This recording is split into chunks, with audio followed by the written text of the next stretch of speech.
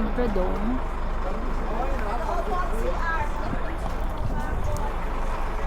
Just tell me if you like me to put it anywhere else, that's fine. Si Sean the Sheep. Tawa ko kay Sean the Sheep. Ha? May dala akong baso. Ay, baso. Tubig. Ay, si Sean the Sheep. Hi. Hi. Ang cute. Para kayo nagbababulgam.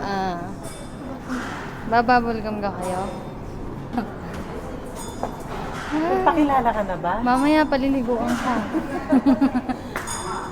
Mamaya gupit ka sa akin. Cute! Ang cute! Bubblegum daw, ma'am. Bubblegum? Yung jacket ka. Oh. Magagalit yan sa'yo, kang tumabi. Baka mapagkamalang kang ano niyan, ha? Magalit sa'yo. He originates all the way from Spain. He is known all over the globe as the number one breed of sheep in the world today. We can see there by that pink nose, those white feet, he is what we call a dry-fed sheep.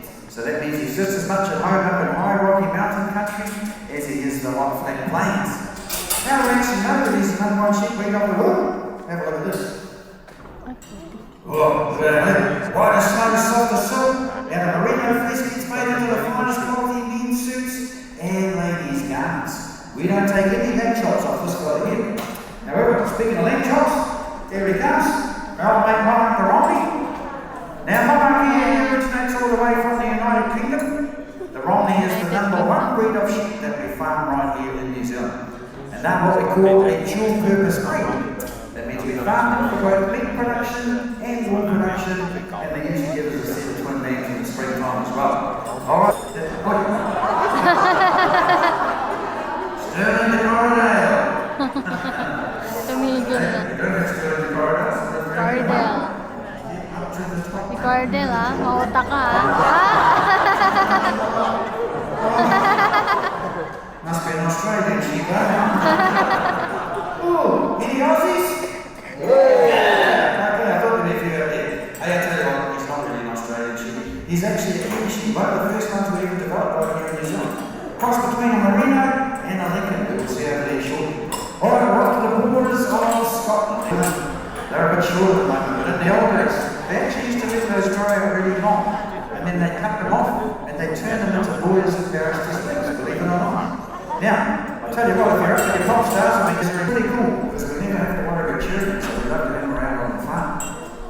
Speaking of shearing though, here he comes, Mr. Rugby the Drysdale. Now this big fella, he needs a haircut about 3 times a year. He is the number one carpet all grown sheep. Now, just so we can find a little rope here, we might be able to here we go. Thanks so much. Now the Drysdale wool is a very tough, very strong, isn't it? Very much like him in here. We export this all over the world to places like Nepal and India, where they make it into very high quality rugs and carpets. Here in New Zealand though, very expensive wool, so we always make sure we put it back. Alright, now the Dorset colours coming up. We've got Samson and Aussie.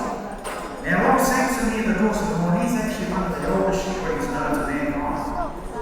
Another really special trait with this breed, they can actually land twice in one season. So they can have 7 lambs in the springtime, they can have another 7 lambs in the autumn. Here we go. Hi!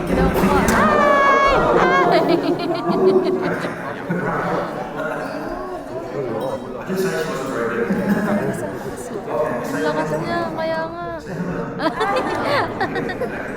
Now we're going to share this little Hi, sheep si today Bobby. using what we call the upper method of the lower technique. Hello. This shearing technique was actually created right here in New Zealand back in about 1950 by one of our very big sheep shearers at the time, who was called Godfrey Bowen. Now Godfrey Bowen, along with one of the business partners, was also the founder of the Agrodome itself as well, about 20 years later in 1970. Pretty much every country around the world today that shears sheep, this is the main method that you'll see used. It's nice and easy on the sheep, it's usually pretty easy on the shearer depending on the sheep. Wow! That's really good! Let's give a round of applause!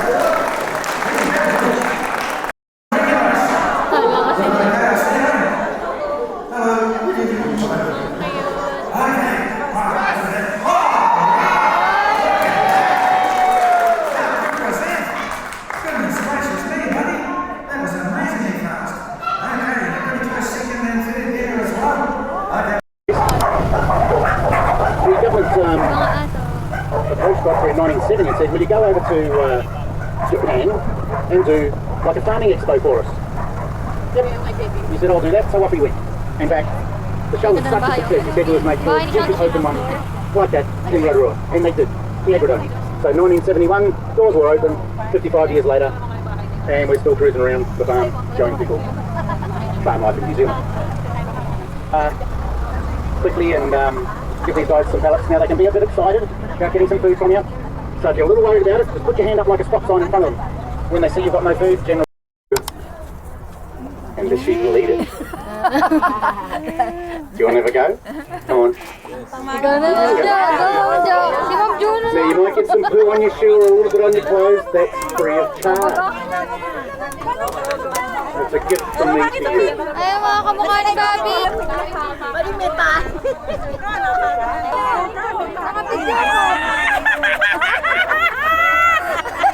Ano yan? Ba't nasigaw ka? Aga! Bilis na! Pakainin mo! Bilisan mo! Ayan! O, ayan! Ba't nasigaw? And tasty looking. Ano yan? Dear Ata!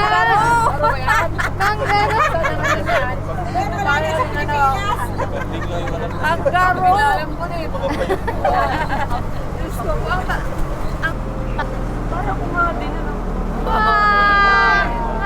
When we get to the top, we can see the females.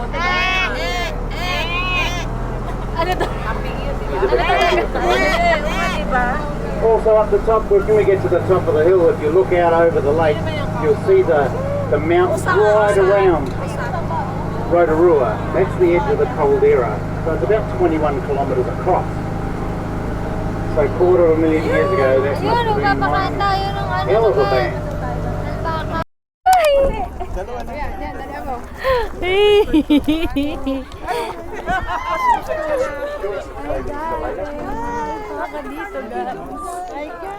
Hi guys! Ito, kayo mga instruction mo. Hello there.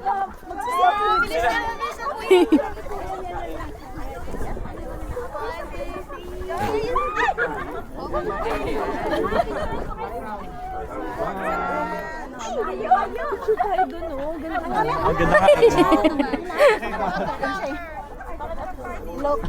Ang ganda nga dyan, Chi. Ganon, no?